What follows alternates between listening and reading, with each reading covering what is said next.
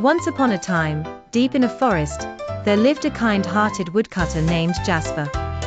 Jasper was known far and wide for his incredible skill with an axe and his gentle nature with the trees. Every day, he would set out into the heart of the forest to gather wood, always careful to only take what the forest could spare. One sunny morning, after a night of rain, Jasper found the forest sparkling with drops of dew. He took his favorite axe, the one his father had given him, and set off with a song in his heart. As he walked deeper into the woods, he felt grateful for the beauty that surrounded him, the chirping birds, rustling leaves, and the fresh, earthy aroma of the land.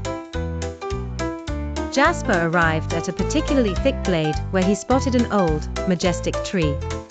This tree was enormous, but its time had come, as it leaned heavily and was no longer full of life. Jasper decided that this tree would provide enough firewood for both his family and his neighbors. With determination, Jasper drew back his trusty axe and swung mightily.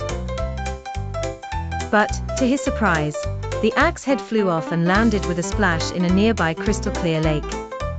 Jasper watched in disbelief as his father's precious axe sank out of sight. Sad but determined, Jasper sat by the lake's shore, contemplating. Suddenly, the water shimmered, and a gentle voice called out. Emerging from the depths was a beautiful water fairy. "Why do you look so troubled, dear woodcutter?" she asked kindly. Jasper explained his predicament, speaking of the importance of the axe and his love for his work.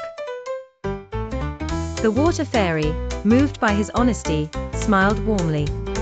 She disappeared into the water for a moment, and then returned holding a gleaming golden axe. "Is this your axe?" she asked. Jasper shook his head. "No, kind fairy. That is not mine." The fairy dipped below the water again, and returned with a shining silver axe. "Is this your axe?"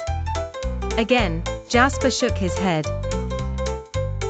"No, that is not my axe either." Finally, the fairy produced Jasper's own weathered axe, and his eyes lit up. "That is my axe," he cried joyously. The water fairy, impressed by his integrity, handed him not only his axe, but also the golden and silver ones as gifts. "Your honesty deserves a reward, dear Jasper," she said. Jasper thanked the fairy with all his heart and returned home, sharing his blessings with all. From then on, the story of the honest woodcutter spread, teaching all those who heard it the value of truth and integrity.